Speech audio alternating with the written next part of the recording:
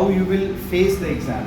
28, coming this 28, going to face this Sainik School exam. So how you will appear in the exam, what will be the procedure, how you will tackle the strain, on which point you have to focus. Think about the total score.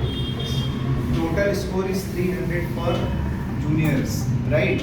Then one question contribute 3 marks. If you do correct mathematics, then you will get 3 marks at a time. So if you have 50 question multiplied by 3, then 150 you can get. So what will be your target? 150. At least you have to reach 140, more than 140 marks. If you are an intelligent student, if you are thinking like that, then you will tackle the concept of the paper. All paper divided into 3 segments. First 30% will be easiest and next 60% will be moderate. This 10% looks like simple, but it is going to hamper you. It will kill your time. You have to see the question and analyze it, whether it is from 10% or from 60% or from 30%. 30% question, only 1 or 2 seconds you will give the answer. You will get 30% question, but 60% question definitely take 2 minutes. At least 2 to 3 minutes. Try to manage the paper in that way. Many the time you will get such type of question in starting only. Try to disturb you. You have to avoid such type of question. Just read the question. If you are not getting, leave it. Not getting, leave it. 5 question तो छोड़ दिया, आपको ऐसा पसीना आने लगे होगा, घबराना नहीं है, आगे जाओ. You will get moderate question and simple question.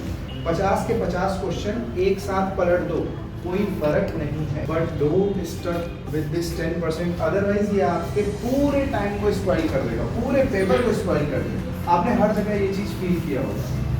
तो आपको करना ये है कि हमें सबसे पहले ऐसे क्वेश्चन से दूर रहना. हमें इसको करना है, मैं नहीं कह रहा हूँ इसको छोड़ दो, बट मेरा कहना ये है कि उस पर अटकने से ये बेहतर है कि आप उस चीज को जरा स्मार्टली हैंडल करो. इंग्लिश में बहुत ही सिंपल आएगा. पैसेज को आप डर जाते हो. अगर आप पैसेज पेशेंटली पढ़ लो ना, सिर्फ 2 मिनट दे करके एक बार पैसेज आपने पढ़ लिया ना, 100% आप उसके क्वेश्चन सही कर ले जाओ. स्टूडेंट पैसेज पढ़ना ही नहीं चाहता है. प्रॉब्लम यही कि वो अगर पैसेज पढ़ लेगा तो आंसर कर पाएगा. और पैसेज से डिपेंडेंट जो क्वेश्चन होते हैं ना, बहुत ही सिंपल होते हैं, वो डायरेक्ट आंसर होते हैं. But you have to read the passage carefully. और जैसे ही आपने पैसेज पढ़ के क्वेश्चन कर लिया, इंग्लिश के 5 क्वेश्चन आपको आ गए, कॉन्फिडेंस आपको जाएगा. फिर आगे फिलिंग द ब्लैंक्स, ये सारी चीज़ें बहुत ही सिंपल होती हैं. फिर आप करते जाओगे. लेकिन आपने पैसेज को देख करके डर रहे हो. आप माइंड में एक आपके माइंड में क्या आ गया? नेगेटिव थॉट आ गया. अरे बाबा इतना बड़ा पैसेज कौन पढ़ेगा, छोड़ो, नहीं है मेरे पास टाइम. तो टाइम मैनेजमेंट आना चाहिए आपको. सबसे पहला आपने मैथ्स में टाइम बचाया है, वो 10% के क्वेश्चन को छोड़ करके. हमें नहीं जाना उसमें. हमें 150 में 150 नहीं चाहिए. अगर हम 150 में 150 करने जाएंगे, पूरा इंग्लिश छोड़ देंगे इधर. तो ये स्मार्ट है, ये स्मार्ट वर्क है, या फिर हम इंग्लिश को भी अप्रोप्रिएट लेवल पे अल्लाह. तो स्मार्टली काम करो.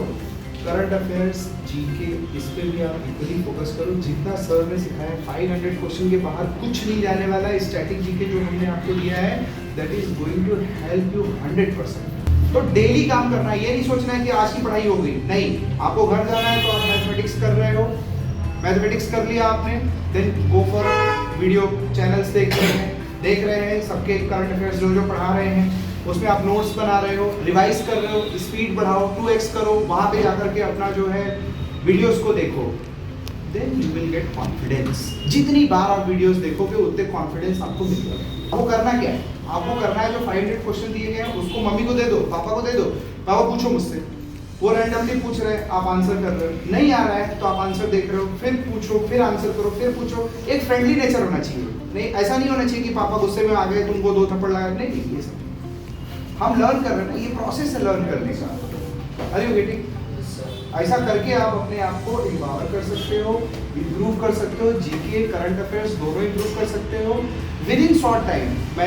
मेरे पास ऐसे स्टूडेंट आए हैं जो सिर्फ 1 महीना पढ़ करके मेरे से सतारा सैनिक स्कूल क्लियर किया. So these all are the points जिस पे आपको फोकस करना है.